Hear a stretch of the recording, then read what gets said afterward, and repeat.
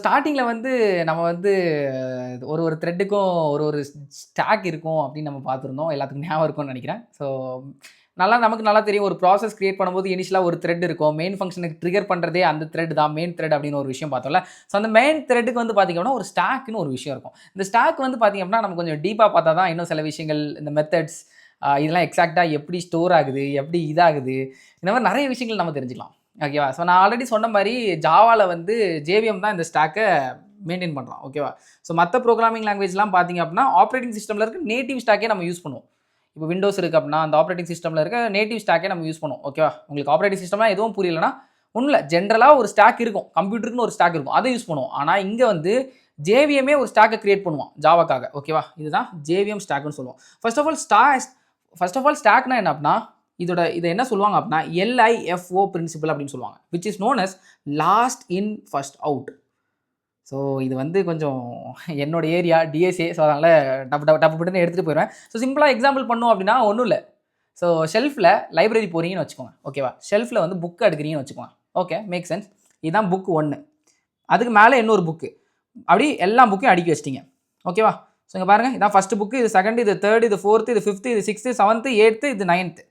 இதுதான் லாஸ்ட்டா புக். கரெக்ட்டா? ஸோ இப்போ அந்த அடுக்கி வச்சிருக்க புக்ல இந்த புக்க எடுக்க முடியுமா? எடுத்தீங்கன்னா மொத்த புக்கும் கீழ விழுந்துரும். ஜெனரலா நம்ம எப்படி எடுப்போம் புக்க? மேல இருக்க புக்க தானே எடுப்போம். இந்த புக் என்ன புக்? நீங்க லாஸ்ட்டா வச்ச புக். ஸோ லாஸ்ட்டா வச்ச புக்க ஃபர்ஸ்ட் அவுட். ஃபர்ஸ்ட்டா வெளிய எடுக்கிறோம். Done and dusted. ஸோ இதுதான் ஸ்டாக். லாஸ்ட்டா வச்சத ஃபர்ஸ்ட்டா எடுத்தா அதுதான் ஸ்டாக். ஸோ இப்போ பார்த்தீங்களா? புக்க நீங்க அடுக்கி வச்சும்போது லாஸ்ட்டா இருக்கிறத தான் ஃபர்ஸ்ட் எடுப்பீங்கல்ல. அவ்வளோதான். ஓகேவா? ஸோ இந்த மாரி பார்த்தீங்கன்னா, த்ரெட்ல வந்து ஸ்டாக் இப்படி தான் இருக்கும். ஸோ ஜென்ரலா வந்து ஸ்டாக்ல தான் வந்து மெத்தடோட இன்ஃபார்மேஷனு, அதுக்கப்புறம் நம்ம வந்து லோக்கலா கிரியேட் பண்ற வேரியபிள்ஸ்லாம் இருக்குல்ல. இந்த பிரிமிட்டிவ் டேட்டா டைப்ஸ், இந்த இன்டிஜரு, இந்த கேரக்டரு, இந்த ஆப்ஜெக்ட்ஸ் தவிர இருக்க எல்லா வேரியபிள்ஸ் இருக்குல்ல, அது எல்லாமே வந்து பார்த்தீங்கன்னா, ஸ்டாக்ல தான் இன்ஃபார்மேஷன் ஸ்டோர் ஆகும். ஓகேவா? அது எப்படி ஸ்டோர் ஆகுது அப்படிங்கிறது ரொம்ப கிளியரா தெரிஞ்சுக்கணும்ல. அத தான் பார்க்க போறோம் இந்த வீடியோல. அதுதான் இந்த பாகத்துல பார்க்க போறோம். ஃபர்ஸ்ட் வந்து நம்ம என்ன தெரிஞ்சுக்கணும் அப்படின்னா, ஒரு ஸ்டாக் ஃப்ரேம்னா என்னன்னு தெரியணும். ஸ்டாக் ஃப்ரேம்னா ஒண்ணும் இல்ல கைஸ். ஓகேவா? ஜென்ரலா நம்ம ப்ரோகிராம் எங்கேருந்து ஸ்டார்ட் ஆகும்? மெயின் ஃபங்ஷன்லேருந்து தானே. மெயின் ஃபங்ஷன்லேருந்து நம்ம ப்ரோகிராம் ஸ்டார்ட் ஆகும். கரெக்ட்டா? இங்கேருந்து ஸ்டார்ட் ஆகும். நல்லா புரிஞ்சுக்கோங்க. ஒரு ஸ்டாக் ஃப்ரேம் என்ன அப்படின்னு பார்த்தீங்க அப்படின்னா, ஒரு மெத்தட் இல்லன்னா ஒரு ஃபங்ஷனோட மொத்த இன்ஃபார்மேஷனும் இந்த பர்ட்டிகுலர் ஸ்டாக் ஃப்ரேம்ல தான் இருக்கும். ஓகேவா? ஸோ ஒரு மெயின் ஃபங்ஷன் ஒரு ஃபங்ஷன் கிரியேட் ஆன பிறகு, இந்த மெயின் ஃபங்ஷன் நம்ம எப்போ ட்ரிகர் ஆனோமோ, அப்போ ஸ்டாக்ல என்ன ஆகும் அப்படின்னு பார்த்தீங்க அப்படின்னா, ஸ்டாக்ல என்ன ஆகும்னு பார்த்தீங்க அப்படின்னா, ஒரு பர்ட்டிகுலர் ஃப்ரேம் கிரியேட் ஆகும். அண்ட் இந்த ஃப்ரேம் வந்து எதுக்கு உரியதுன்னு பார்த்தீங்கன்னா, மெயின் ஃபங்ஷனுக்கு உரியதுன்னு வச்சுக்கோங்க. அவ்வளோதான். ஸோ ஒரு மெத்தடுக்கும் ஒரு ஸ்டாக் ஃப்ரேம் கிரியேட் ஆகும். ஓகேவா? ஸோ வந்து இப்போ ஒருவேளை நம்ம வந்து மெத்தட் எவ்வளோ வேணா கிரியேட் பண்ணலாம்னு பார்த்தோம்ல. ஸோ இப்போ வந்து இன்னொரு மெத்தட் இருக்குன்னு வச்சுக்கோங்க. ஸோ அந்த ஒரு மெத்தட் நேம் வந்து நம்ம என்ன வச்சுக்கலாம்? ஓகே, ரிஷினே வச்சுக்கலாம். ரிஷி. இதுவும் ஒரு மெத்தட்னு வச்சுக்குவோம். ஓகேவா? ஸோ இப்போ வந்து நான் ரிஷியை இங்கேருந்து கால் பண்ணுறேன் அப்படின்னா, என்ன ஆகும் அப்படின்னா ஸ்டாக்ல அதுக்கும் ஒரு ஸ்டாக் ஃப்ரேம் கிரியேட் ஆகும். அப்போ சிம்பிளா ஒரு மெத்தடுக்கு ஒரு ஸ்டாக் கிரியேட் ஆகும். ஒரு மெத்தடுக்கு ஒரு ஸ்டாக் ஃப்ரேம் கிரியேட் ஆகும். ஓகேவா? ஸோ இது வந்து ரிஷி. ஸோ இதுக்கப்புறம் இதை இன்னும் டீப்பாக பார்க்க போனால் இப்போ ஒரு ஸ்டாக் ஃப்ரேம்னா என்னன்னு புரிஞ்சிருக்கும்னு நினைக்கிறேன். ஓகேவா? எப்படி ஒரு புக்கை நம்ம அடுக்கி வைக்கிறோம், அதே மாதிரி ஸ்டாக்குக்குள்ளே என்ன ஆகும் அப்படின்னா, ஒரு ஃபங்க்ஷன் வருது, அந்த ஃபங்க்ஷனோட இதை வந்து நம்ம என்ன பண்ணுவோம் அப்படின்னா பிளேஸ் பண்ணுவோம். அதுதான் ஸ்டாக் ஃப்ரேமாக பிளேஸ் பண்ணுவோம். ஓகேவா? ஸோ இதை இன்னும் டீப்பாக பார்க்கறதுக்கு முன்னால் ஜென்ரலாக ஸ்டாக்ல வந்து கொஞ்சம் ஆப்ரேஷன் உண்டு. ஓகேவா? என்னென்ன ஆப்ரேஷன் அப்படின்னு பார்க்கலாம். ஃபர்ஸ்ட் வந்து டாப், அதுக்கப்புறம் வந்து பாப். ஓகேவா? இப்போதைக்கு இவ்வளோ பார்த்தா போதும். டாப்னா ஒன்றும் இல்லை மக்களே. ஃபர்ஸ்ட் புக் இருக்குல்ல, அவனை பாயிண்ட் பண்ணுவான். அவ்வளோதான். இருக்கிறதுலே லாஸ்ட்டாக ஒன்று வச்சிங்கல்ல, அவனை பாயிண்ட் பண்ணுவான். மேலே டாப்னா டாப்பில் லாஸ்ட்டாக வச்சிங்கல்ல, அவனை பாயிண்ட் பண்ணுவான் இவன். அவ்வளோதான். பாப்னா ஒன்றும் இல்லை, நீங்கள் பாயிண்ட் பண்ணி அதாவது லாஸ்ட்டாக இருக்கிறத புக் இப்படி நம்ம இதுலேருந்து வெளியே எடுத்துட்டோம்னு வச்சுக்கோங்க, அதுதான் பாப். அவ்வளோதான், சிம்பிள். இவன் வந்து டாப்பில் இருக்கவனா பாயிண்ட் பண்ணுவானா இது இந்த டாப்பில் இருக்கிறவனா நீங்கள் பார்த்துக்கலாம், எக்ஸ்க்ளூசிவாக பார்த்துக்கலாம். அவ்வளோதான். ஆனால் இந்த பாப்புங்கிறது என்னன்னா, இந்த டாப்பில் இருக்கவனே தூக்கி வெளியே தூக்கி போட்டுரும். அப்புறம் திருப்பி டாப் என்ன தான் மாறும், இவனை தூக்கி. அப்போ சிம்பிளாக நான் வந்து ஒரு ஸ்டாக்ல இவ்வளோ புக் இருக்குன்னு வச்சுக்கோங்க, 3 புக் இருக்குன்னு வச்சுக்கோங்க. இப்போ நான் பாப் பண்ணேன் அப்படின்னா, நம்ம டாப் வந்து ஃபர்ஸ்ட் இவனை பாயிண்ட் பண்ணிடுச்சு. இவனை பாப் பண்ணோம் அப்படின்னா ஃபஸ்ட்டு பாப் பண்ணுறோன்னா இந்த புக்கை வெளியே எடுத்துருவோம். இப்போ இந்த புக்கு இதோட டாப்பாக மாறிடும். சிம்பிளாக சொல்லணும் அப்படின்னா. ஓகே, ஸோ இதெல்லாம் கிளியராக புரியும்னு நினைக்கிறேன். ஸோ இப்போ வந்து ஒரு ஃபங்க்ஷனுக்கு ஏற்ற மாதிரி இந்த ஸ்டாக் ஃப்ரேம் வந்து கிரியேட் ஆகும். இந்த ஸ்டாக் ஃப்ரேமில் என்ன இருக்கும் அப்படின்னு பார்த்தீங்க அப்படின்னா, அந்தந்த ஃபங்க்ஷனுக்கு என்னென்ன தேவையாக சில விஷயங்கள் இருக்கும்ல, அதெல்லாம் இருக்கும். ஸோ அதெல்லாம் எப்படி இதுக்குள்ளே ஸ்டோர் ஆகுது அப்படின்னு பார்த்தீங்க அப்படின்னா, அங்கே தான் நமக்கு லோக்கல் வேரியபிள் அரே அப்படின்னு ஒரு அரே இருக்குது. ஸோ இதனால தான் வந்து நம்ம மெத்தடுக்கு அப்புறம் அரே எடுத்துகிட்டு இப்போ ஸ்டாக்கை நம்ம பார்க்குறோம். பிகாஸ் இதுக்கு அரே உங்களுக்கு தெரிஞ்சிருக்கணும். ஓகேவா? ஸோ கம்பைல் டைம்லேயே அந்தந்த ஃபங்க்ஷனுக்கு ஏற்ற மாதிரி அது எவ்வளோ உள்ளே இருக்க வேரியபிள்ஸு ஆர்குமெண்ட்ஸ்க்கு தேவை மாதிரி ஒரு பர்டிகுலர் அரே அது கிரியேட் பண்ணிடும். நம்ம பார்த்தோம்ல, ப்ரோ நீ தானே சொன்ன இந்த மாதிரி ஒரு அறைக்கு ஒரே ஒரு டேட்டா டைப் தான் இருக்கணும்னு. நீ சொல்கிறது படி பார்த்தா எல்லா இன்ஃபார்மேஷன் ஒரு ஃபங்க்ஷனில் இருக்க எல்லா இன்ஃபார்மேஷனையும் எல்லா வேரியபிள்ஸோட இன்ஃபார்மேஷனையும் நம்ம இங்கே தான் ஸ்டோர் பண்ணி வைக்கிறோம், ஒரு ஸ்டாக்கில் தான் ஸ்டோர் பண்ணி வைக்கிறோம் அப்படின்னா அது எல்லாம் வேறு டேட்டா டைப் அப்படின்னு கேட்டிங்க அப்படின்னா இங்கே தான் நீங்கள் ஸ்லாட்னு ஒன்று புரிஞ்சுக்கணும். ஓகேவா? லோக்கல் வேரியபிள் அரேயில் இந்த இண்டெக்ஸ் எல்லாம் இருக்குல்ல, இது எல்லாமே ஒரு ஸ்லாட்ஸ். ஓகேவா? இதுக்குள்ளே இருக்கிறது எல்லாமே ஒரு ஸ்லாட்ஸ். இந்த ஸ்லாட் இருக்குல்ல, இந்த ஸ்லாட் வந்து நான் சொன்ன மாதிரி ஒரே மாதிரி தான் இருக்கும். அது வந்து 32 பிட். 32 பிட்னா எத்தனை கைஸ்? ஒரு 8 பிட் தானே ஒரு பைட்டு. அப்போ இது வந்து 4 பைட்ஸில். சிம்பிளாக இந்த ஸ்லாட்டுக்குள்ளே 4 பைட்ஸ்க்கு ஏற்ற நீங்கள் என்ன டேட்டா டைப் வேணால் ஸ்டோர் பண்ணி வைக்கலாம். இது இந்த ஸ்லாட்டுங்கிறது தனி டேட்டா டைப், அப்படி புரிஞ்சுக்கோங்க. இது எல்லாமே ஒரு ஸ்லாட்டு. ஓகேவா? அப்போ நீங்கள் பார்த்தீங்க அப்படின்னா இப்போ இந்த இதுவும் மேக் சென்ஸ் பண்ணுதுல. ஸ்லாட்டுங்கிறது ஒரு தனி டேட்டா டைப், அதை தான் வந்து ஸ்டாக் வந்து அதுதான் ஜாவா வந்து ஸ்டாக்கில் யூஸ் பண்ணுது அப்படின்னு சொன்னானா அப்படின்னா அது ஒரு தனி டேட்டா டைப், எல்லாமே ஒரு ஸ்லாட்டு தான். அப்போது அந்த ப்ராப்பர்ட்டியை ஃபாலோ பண்ணுதா? அவ்வளோதான், ஆஸ் சிம்பிள் அஸ் தட். இப்போ வந்து நமக்கு நல்லா தெரியும்ல, நிறைய டேட்டா டைப் வந்து 4 பைட் இருக்குது. ஸோ இனிஷியலாக வந்து இதில் என்ன ஸ்டோர் ஆகும் அப்படின்னா, திருப்பி நான் அந்த அரே கிரியேட் பண்ணிடுறேன். ஒரு ஸ்டாக் ஃப்ரேமுக்கும் ஒரு மெத்தட் கிரியேட் பண்ணுறதுக்கும் அதுக்கு எல்லாத்துக்கும் ஒரு அரே இருக்கும். ஓகேவா? ஸோ ஃபஸ்ட்டு வந்து இதில் என்ன இருக்கும் அப்படின்னா திஸ்ன்னு ஒன்று இருக்கும். அது வந்து 0th பிளாக் இருக்குல்ல, 0th இண்டெக்ஸ்லேயே நம்ம திஸ்ன்னு ஒன்று கொடுத்துருவோம். இந்த திஸ்ங்கிறத ரொம்ப கிளியராக கிளாஸில் பார்க்கலாம். இப்போதைக்கு அதை நெக்லிகேட் பண்ணிடுவேன். அது ஜஸ்ட் ஒரு ரெஃபரன்ஸ் மாதிரி, அதை கிளாஸில் பார்க்கலாம். ஓகேவா? அதுக்கப்புறம் இருக்கிற அடுத்த ஸ்லாட்ஸில் என்ன இருக்கும் அப்படின்னா ஃபஸ்ட்டு வந்து திஸ் இருக்கும். அது எக்ஸ்பிளிசிட்லி வந்து நம்ம வந்து 0th இண்டெக்ஸில் போட்டுருவோம். ஓகேவா? அதுக்கப்புறம் அடுத்தது என்னது இருக்கும் அப்படின்னு பார்த்தீங்க அப்படின்னா என்னென்ன பேராமீட்டர் நம்மளோட மெத்தடுக்கு பாஸ் பண்ணுறீங்களா ஆர்குமெண்ட்ஸா, அந்த ஆர்குமெண்ட்ஸோட டீட்டெயில்ஸ் இருக்கும். ஃபார் எக்ஸாம்பிள் ஒரு ஃபங்க்ஷன் இருக்குன்னு வச்சுக்கோங்க. இப்போ வந்து மெயின் ஃபங்க்ஷன் வேண்டாம், நம்ம ஆஸ்க் நம்பர்னு ஒரு ஃபங்க்ஷன் பார்த்தோம்ல. ஆஸ்க் நம்பருங்கிற ஃபங்க்ஷனில் நம்ம என்ன வாங்கணும் அப்படின்னா ஏஜ் மட்டும் வாங்குறோம்னு வச்சுக்கோம். ஸோ இப்போ இந்த ஏஜ் மட்டும் வாங்குறோம்னா இன்ட்டுங்கிறது ஒரு 4 பைட் தானே. அப்போ இந்த ஒரு ஸ்லாட் ஒரு 4 பைட்டுன்னு தானே சொன்னேன். அப்போது இந்த அடுத்த ஸ்லாட்டில் ஏஜுங்கிறது ஸ்டோர் ஆகிடும். கூல். ஸோ இதுக்கப்புறம் வந்து பார்த்தீங்க அப்படின்னா அதான் இந்த ஆர்குமெண்ட்ஸ்லாம் ஸ்டோர் ஆகும். ஃபஸ்ட்டு திஸ்ஸு, அப்புறம் ஆர்குமெண்ட்ஸு. இப்போ வேறு எதுவும் ஆர்குமெண்ட்ஸ் இல்லை, அவ்வளோதான், இது ஸ்டோர் ஆகிடும். இதுக்கப்புறம் வந்து இந்த பர்டிகுலர் ஆஸ்க் நம்பர்ங்கிற மெத்தடில் வந்து நான் வேறு ஏதாச்சும் வேரியபிள்ஸ் யூஸ் பண்ணியிருக்கேன் உள்ள. இப்போ வந்து இன்ட்டு ஏ இன்ட்டு பி அப்படின்னு வேறு யூஸ் பண்ணியிருக்கேன். அதுக்கப்புறம் கேரக்டர் சிஹெச் டபுள் ப்ரிசைஸ் அப்படின்னு ஒன்று யூஸ் பண்ணியிருக்கேன் அப்படின்னா இதெல்லாம் லோக்கல் வேரியபிள்ஸ்னு சொல்லுவோம். இந்த லோக்கல் வேரியபிள்ஸ் எல்லாமே பார்த்தீங்க அப்படின்னா இந்த ஸ்டாக்கில் தான் ஸ்டோர் ஆகும். ஓகேவா? இந்த ஸ்டாக்கில் தான் ஸ்டோர் ஆகும். ஸோ அது வந்து ஆர்குமெண்ட்ஸ் எல்லாம் ஸ்டோர் பண்ணால் அடுத்தது ஸ்டோர் ஆகும். இப்போ ஏ வந்து 4 பைட்டா, அப்போ இங்கே ஸ்டோர் ஆயிரும். அடுத்தது பி லைன் பை லைன், அப்புறம் பி இங்கே ஸ்டோர் ஆகும். அதுக்கப்புறம் கேரக்டர் சிஹெச்சும் இங்கே ஸ்டோர் ஆயிரும். இப்போ நீங்கள் நல்லா பார்த்தீங்கன்னா டபுள் ப்ரிசைஸ், டபுள் வந்து நமக்கு நல்லா தெரியும் 8 பைட் ஆச்சு ப்ரோ. 8 பைட்டுங்கிறது கிட்டத்தட்ட 64 பிட் ஆச்சு ப்ரோ. இப்போ நீ தானே ப்ரோ சொன்ன ஒரு பிளாக்கும் வெறும் 32 பிட்ஸ்ன்னு எப்படி ப்ரோ இதை ஸ்டோர் பண்ணி வச்சுக்கோம் அப்படின்னா இந்த மாதிரி 8 பைட்டுக்கு ஜாவா இதை இன்டர்னலாக என்ன பண்ணும் அப்படின்னா 32 பிட் ப்ளஸ் 32 பிட் இந்த 2 ஸ்பேஸையும் எடுத்துக்கும். அவ்வளோதான். இந்த 2 ஸ்பேஸும் எதுக்கு? இந்த 2 ஸ்பேஸுக்கும் ஒரு டபுளுக்கு ப்ரிசைஸ். அவ்வளோதான். ஓகேவா? ஸோ இதனால தான் வந்து இப்படி ஸ்டோர் பண்ணி வச்சுருக்கிறதுனால இது உள்ள ஒரு அறையாக இருக்கிறதுனால இப்போ நமக்கு தெரியும்ல ஒரு இதுவும் 32 பிட் இருக்குது அப்படின்னா அதெல்லாம் ஈஸியாக கால்குலேட் பண்ணிக்க முடியும்ல. சிம்பிளாக 32 பிட்டுங்கிறது 4 பைட், அதே ஃபார்முலா தான். அப்போ இது வந்து 1000லேருந்து ஸ்டார்ட் ஆச்சு அப்படின்னா 4 பைட்டு, 1004 அப்புறம் 1008 அப்புறம் 1012 1016 1020 ஈஸியாக கால்குலேட் பண்ணிடும்ல. அப்போ உங்களுக்கு இந்த வேரியபிள் வேணும்னா இந்த வேரியபிளுக்கு டேரெக்டாக போயிடும்ல.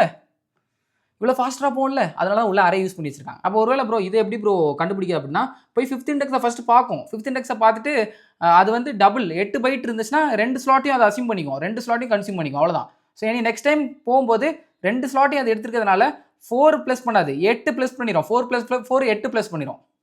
அவ்வளோதான். பயங்கர இன்ட்ரெஸ்டிங்காக இருக்குல்ல. சரியா?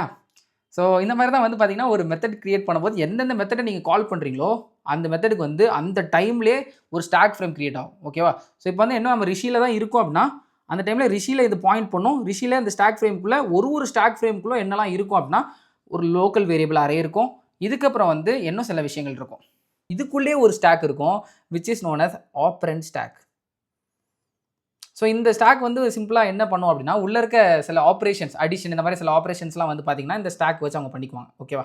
ஸோ இப்போதைக்கு அதை புரிஞ்சுக்கோங்க. இது வந்து அவ்வளோவா தெரிஞ்சுக்கணும்னு அவசியம் இல்லை. பட் ஆப்பரண்ட் ஸ்டாக்னு ஒன்று இருக்கும். மூணாவது வந்து ஃப்ரேம் டேட்டான்னு ஒன்று இருக்கும். ஸோ இதில் வந்து சில முக்கியமான க்ரூஷியலான இன்ஃபர்மேஷன் இருக்கும்.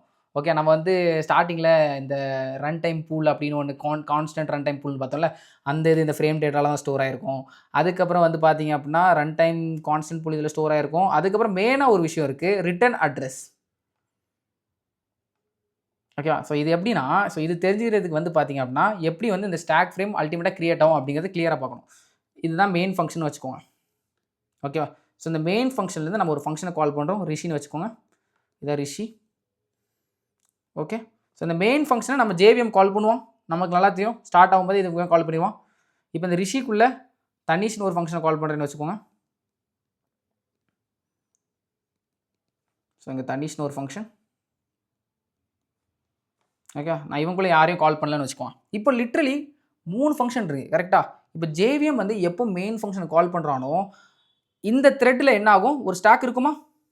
இப்போ இந்த த்ரெட்டில் மெயின் ஃபங்க்ஷனை கால் பண்ணுறதுக்கு முன்ன வரைக்கும் நல்லா பார்த்துக்கோங்க, மெயின் ஃபங்க்ஷனை கால் பண்ணுறதுக்கு முன்ன வரைக்கும் இந்த ஸ்டாக் வந்து எம்டியாக தான் இருக்கும்.